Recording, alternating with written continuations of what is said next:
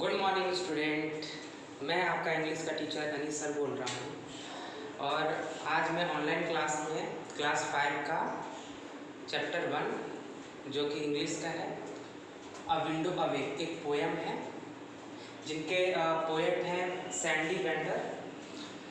चलिए शुरू करते हैं। ये चैप्टर एक पोएट ने अपने घर की खिड़की से बाहर का दृश्य जो नज़ारा है उसके बारे में वो बताए हैं। तो चलिए जानते हैं कि लेखक जो भी इनके पोएट हैं वो बाहर उनका घर का बाहर का क्या नज़ारा था।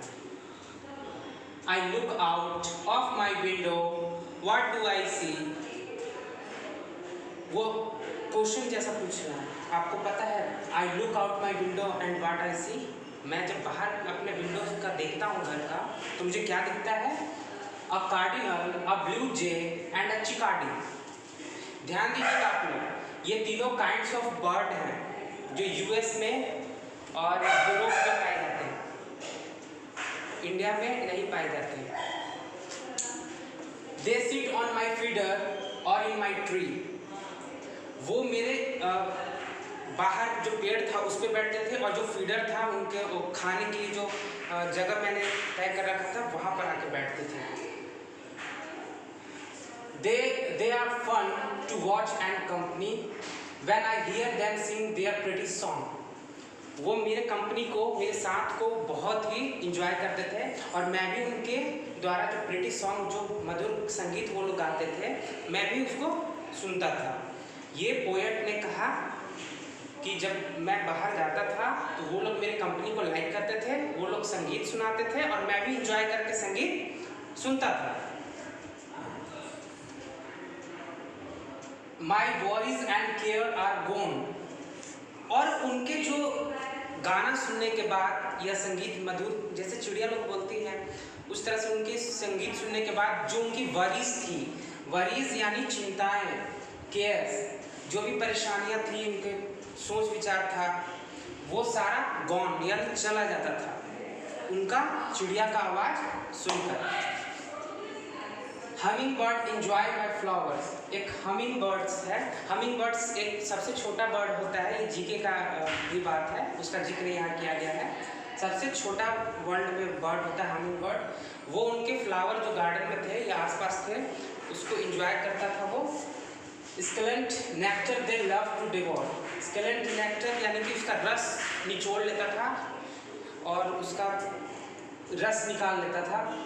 और the चिमुक fills his cheek with seed that he seeks. He scurries away back to his den.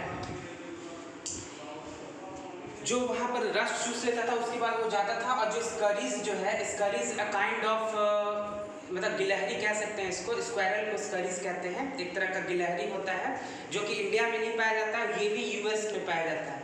India में जो गिलहरी पाया जाता है उसको स्क्वायरल बोलते हैं, ये उसी की प्रजाति की एक है, स्करीज उसको बोलते हैं।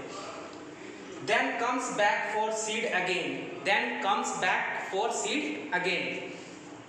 और वो जो गिलहरी है वो क्या करती है, सबसे पहले वहाँ से दाना उठा के उसके घर के पास से अपने डैम में जो मतलब उसका बिल होता है उसके अंदर जाती है, रख लेती है, फिर वापस आती है। किस लिए आती है? दोबारा लेने के लिए आती है।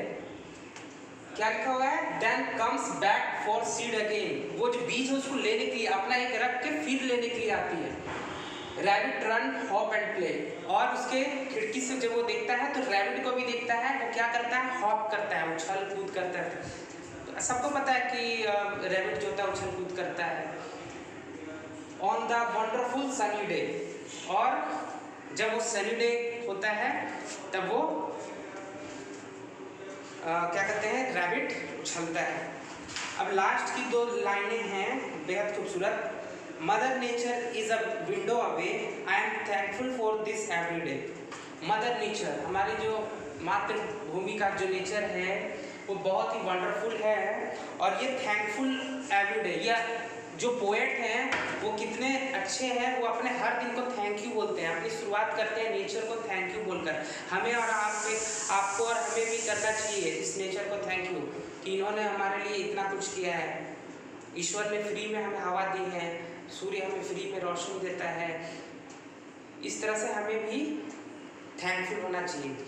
कुल मिलाकर ये जो लेसन है अ विंडो अवे, इसमें जो पोएट हैं वो ये बताना चाहते हैं कि जब वो अपने खिड़की से बाहर देखते हैं तो वो बाहर क्या क्या देखते हैं।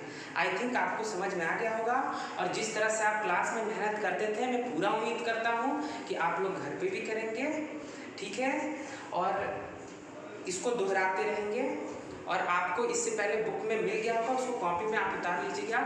मेरे बेस्ट विशेस आपके साथ हैं। Please stay at home, be careful.